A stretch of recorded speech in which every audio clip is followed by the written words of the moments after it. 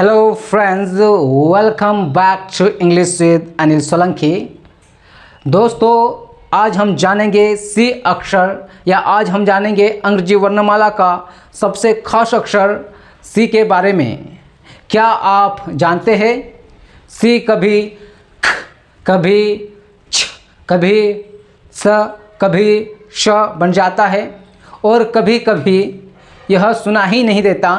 लेकिन आप चिंता मत कीजिए, मैं आपका सारा कन्फ्यूज़न या मैं आपका ये कन्फ्यूज़न दूर कर दूंगा। बस आपको एक काम करना है, आखिर तक आपको वीडियो में बने रहना है। और दोस्तों, अब हम बात करते हैं सी अक्षर की। दोस्तों, सी अक्षर अंग्रेजी वर्णमाला का तीसरा अक्षर है और दोस्तों यह अक्षर बहुत ही इंटरेस्टिंग है। और दोस्तों, इसकी 4 ध्वनियाँ होती है। और दोस्तों, सी अक्षर कहीं पर ख, कहीं पर स, कहीं पर च और कहीं पर श बन जाता है।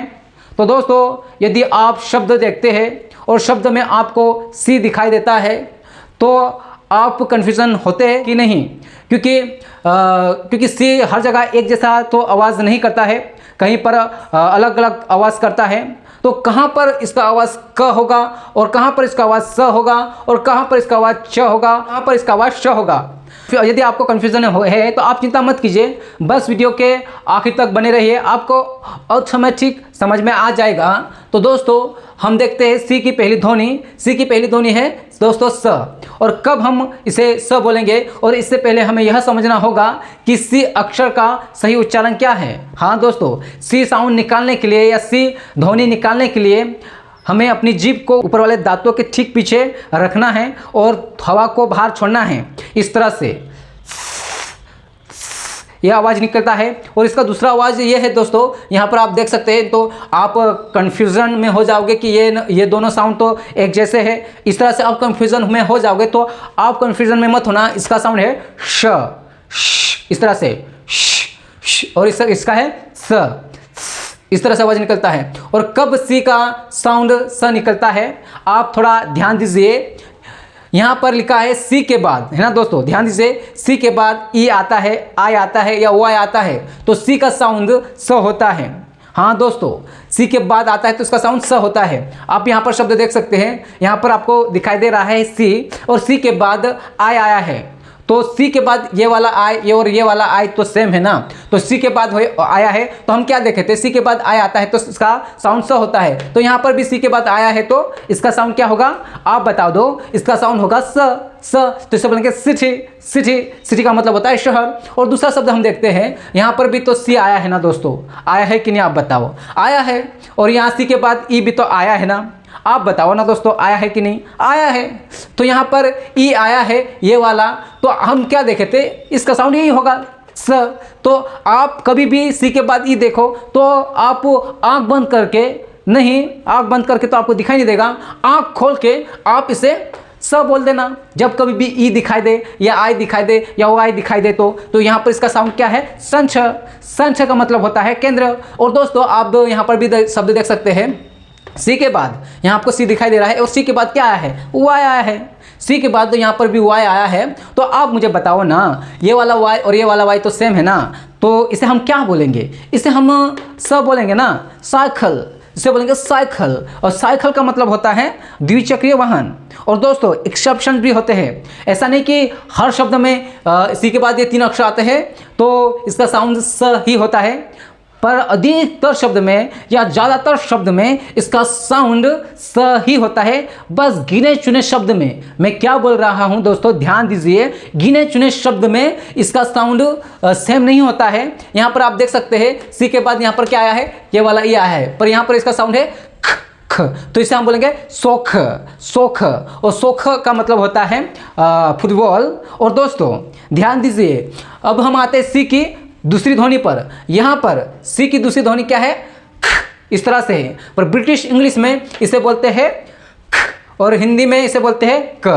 क। तो दोस्तों ध्यान दीजिए, तो हम इंग्लिश पढ़ रहे हैं तो इसका साउंड ख ही निकालेंगे। और यह आवाज़ निकालने के लिए हमारी जो जीभ का पिछला हिस्सा है वो मुंह के ऊपरी सतह के बीच छुआए और कल्पना करें कि समुद्री की लहर मुंह से ध्वनि को धकेल रही हो, इस तरह से।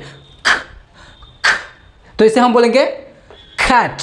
दोस्तों ध्यान दीजिए, सी के बाद ई नहीं आता है, आई नहीं आता है या वाई नहीं आता है। इन 3 लेटर्स को छोड़कर, ध्यान दीजिए, इन 3 लेटर्स को छोड़कर यदि दूसरे लेटर्स आते हैं तो इसका साउंड ये होगा इस तरह से। तो दोस्तों आप ये दिमाग में बिठा लेना कि ये 3 अक्षर को छोड़कर सी के बाद दूसरे अक्षर आता है तो इसका साउंड क्या होगा दोस्तों। यहाँ पर आप देख सकते हैं कैट। कैच को हिंदी में बोलते हैं बिल्ली। और यहाँ पर भी आप देखो दोस्तों, सी के बाद क्या आया है? ई आया है क्या? नहीं। आई आया है क्या? नहीं। वाई आया है क्या? नहीं। तो इसका साउंड क्या होगा? सी का साउंड ये वाला होगा। तो इसे बोलेंगे खच, और हिंदी में से बोलते हैं चारपाई। और दोस्तों आप यहाँ पर भी देख सकते हैं, सी के बाद यू है। यहाँ पर है क्या कोई सा अक्षर? ई आई वाई है क्या? नहीं। तो इसका साउंड भी ख ही होगा। तो इसे बोलेंगे खाट, और इसका मतलब होता है काटना। और दोस्तों अब हम बात करते हैं सी की तीसरी ध्वनि पर। इसकी ध्वनि क्या है दोस्तों? श। और यह ध्वनि निकालने के लिए हमारी जीभ को नीचे रखेंगे और होठ को गोल करेंगे और दांतों को थोड़ा पास में लेके आएंगे और धीरे से हवा को छोड़ेंगे इस तरह से। तो दोस्तों ये है, तो दोनों में अंतर है दोस्तों। तो हम शब्द देखते हैं, यहाँ पर क्या लिखा है दोस्तों?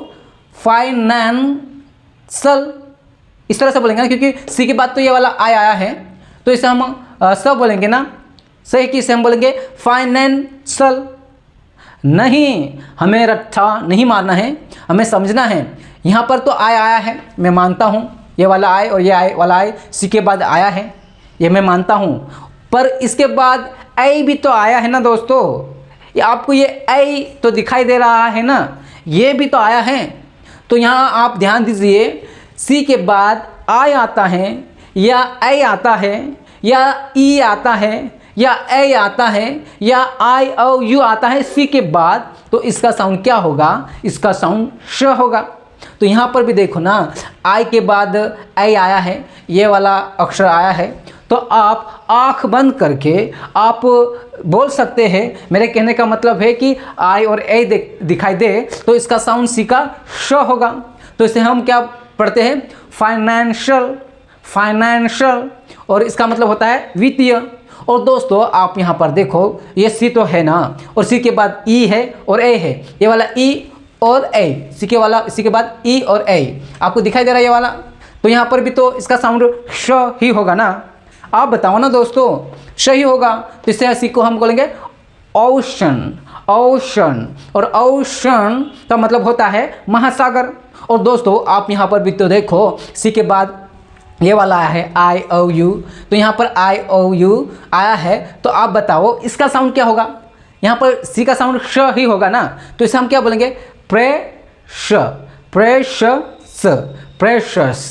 तो प्रेशस का मतलब होता है कीमती, आप ये जानते हैं। और एक्सेप्शन भी होते हैं, अपवाद भी होते हैं। हाँ दोस्तों आप यहाँ पर देखो ना, सी के बाद क्या आया है? ई आया है, ए आया है, ये वाला आया है, तो इसका साउंड क्या है? सी का आप जानते हैं सी का साउंड क्या है? इसका साउंड स है। यहाँ पर एक्सेप्शन भी होते हैं गिने चुने शब्द में। हाँ दोस्तों ध्यान दीजिए, गिने चुने शब्द में ये इसका साउंड अलग हो सकता है, पर अधिकतर शब्द में इसका साउंड सी के बाद ये अक्षर या ये लेटर्स आते हैं तो इसका साउंड श ही होता है।